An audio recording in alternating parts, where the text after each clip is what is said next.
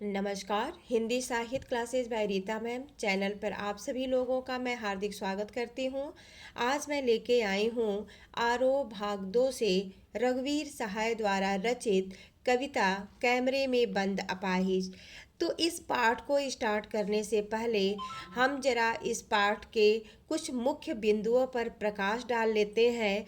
इस पाठ में कवि के द्वारा यह बताया गया है कि आज के मीडिया कितनी संवेदनहीन हो गई है और वह कितना क्रूरता कर रही है उस पर प्रकाश कवि डालने की कोशिश कर रहे हैं। कवि बताते हैं कि आज की मीडिया अपने कार्यक्रम को आकर्षक और बिकाऊ बनाने के लिए किस प्रकार से मानवीय दुख दर्द को खोलकर अपने चैनल पर दिखा रहे हैं, जिससे उनका कार्यक्रम जो है वह अधिक से अधिक बिकाऊ बन पाए।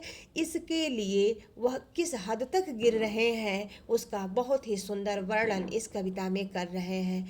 तो देखिए, कहते हैं हम दूरदर्शन पर बोलेंगे, हम समर्थ शक्तिवान। यहाँ पर समर्थ और शक्तिवान किसको कहा गया है? क्योंकि दूरदर्शन वाले जो संचालन करने वाला जो संचालक होता है वह शक्तिवान होता है। वह दूरदर्शन पर बोलता है, क्या बोलता है?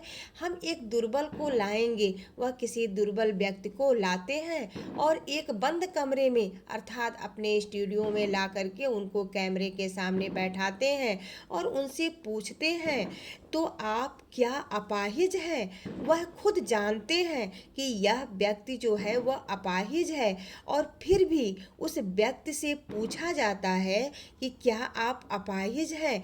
इतना ही नहीं, वह संचालक यही नहीं रुकता है, फिर आगे पूछता है, तो आप क्यों अपाहिज हैं? क्या यह प्रश्न करना जायज़ है कि आप क्यों अपाहिज हैं?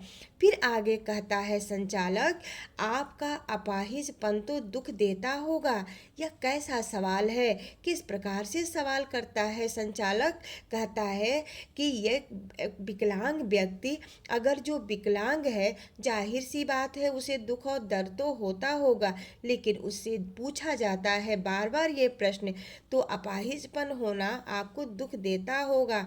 और जब वह व्यक्ति थोड़ा दुखी होता है तो कहा जाता है कि कैमरा दिखाओ, इसे बड़ा बड़ा अर्थात उसे और बड़ा करिए। हाँ, तो बताइए आपका दुख क्या है? उसके बाद फिर उस व्यक्ति से पूछा जाता है, तो आप बताइए आपका दुख क्या है? जल्दी बताइए, वह दुख बताइए। बता नहीं पाएगा। अर्थात उस संचालक के द्वारा, मीडिया कर्मी के द्वारा बार बार उस अपाहिज व्यक्ति से उसके दर्द के बारे में पूछा जाएगा। उसको यह उसके दर्द को कुरेदा जाएगा कि वह अपने दर्द को एहसास करे और वह जल्द से जल्द यहाँ पर अर्थात पर्दे के सामने अपने दुख को खोल करके रखे। सोचिए, बताइए आपको अपाहिज होकर कैसा लगता है? फिर कैसा ये बेहुदापन क्वेश्चन है कि सोचिए, बताइए अपाहिज होकर आपको कैसा लगता है, यानी कैसा लगता है। हम खुद इशारे से बताएंगे कि क्या ऐसा, अर्थात जो कार्यक्रम का संचालन करने वाला संचालक है वह खुद इशारे से बताएगा क्या ऐसा लगता है। सोचिए, कहते हैं सोचिए, बताइए, थोड़ी कोशिश करिए, यह अवसर खो देंगे। आप जानते हैं, कार्यक्रम रोचक बनाने के वास्ते कवि कहते हैं कि यह जो कार्यक्रम है वह, कहते हैं, उसे बार बार सोचने के लिए, कोशिश करने के लिए कहा जाता है कि आप सोचिए, कोशिश करिए और अपने दर्द का यहाँ बयान करिए, अर्थात अपना जो दर्द है उस दर्द को यहाँ पर बताइए। फिर कहते हैं कवि कि आगे बढ़ते हैं, कहते हैं हम पूछ पूछ कर उसको रुला देंगे, इंतज़ार करते हैं आप भी उसके रो पड़ने का। करते हैं, यह प्रश्न पूछा नहीं जाएगा। अर्थात वह जो अपाहिज व्यक्ति है, उस अपाहिज व्यक्ति से ऐसे ऐसे उसके दर्द से संबंधित प्रश्न किया जाता है कि वह व्यक्ति जो है वह रोने पर मजबूर हो जाता है और वह रोने के लिए रोने लगता है और यह प्रश्न पूछा नहीं जाएगा। कहते हैं फिर हम पर्दे पर दिखलाएंगे फूली हुई आँख की एक बड़ी तस्वीर, बहुत बड़ी तस्वीर, और उसके होठों पर एक कसमसाहट भी। कवि कहते हैं कि उस व्यक्ति को रुलाने के बाद उसकी फूली हुई आंखों को उस कैमरे पर उस दूरदर्शन पर दिखाया जाता है, उसकी बड़ी तस्वीर करके, अर्थात उसको जूम करके दिखाया जाता है। उस निर्बल व्यक्ति के होठों पर जो कसमसाहट होती है, जो छटपटाहट होती है, उसको दिखाया जाता है। फिर आगे यहाँ कोष्टक में कवि लिख करके कवि कोष्टक में लिख करके इस बात को बताते हैं। कहते हैं कि आशा है आप उसे उसकी अपंगता की पीड़ा मानेंगे। आशा है अर्थात दर्शकों के लिए कहा जा रहा है कि आप उसके अपंगता की पीड़ा को मानेंगे, अर्थात आप उसके दर्द से सहमत होंगे। इस प्रकार से वह जो मीडिया कर्मी है वह हमें और आपको भी इसमें दुख में शामिल करने की कोशिश करते हैं। एक और कोशिश और उसके बाद फिर एक कोशिश किया जाता है। दर्शक धीरज रखिए, देखिए हम दोनों एक संग रुलाने हैं। और कहते हैं वो संचालक करता जो है वह कहता है कि आप देखिए हम और दोनों एक संग रुलाने वाले हैं। अर्थात वह जो अपाहिज व्यक्ति है वो उसको बार बार उसके दर्द की तरफ बार बार उसके दर्द को उकेरा जाने के कारण वह व्यक्ति जो है वह रो देगा। और जब वह अपाहिज व्यक्ति कैमरे के सामने रोता है तो उसके शोक को, उसके करुणा को देख करके हम दोनों अर्थात जो हम दर्शक हैं हम भी उसके साथ रो देते हैं।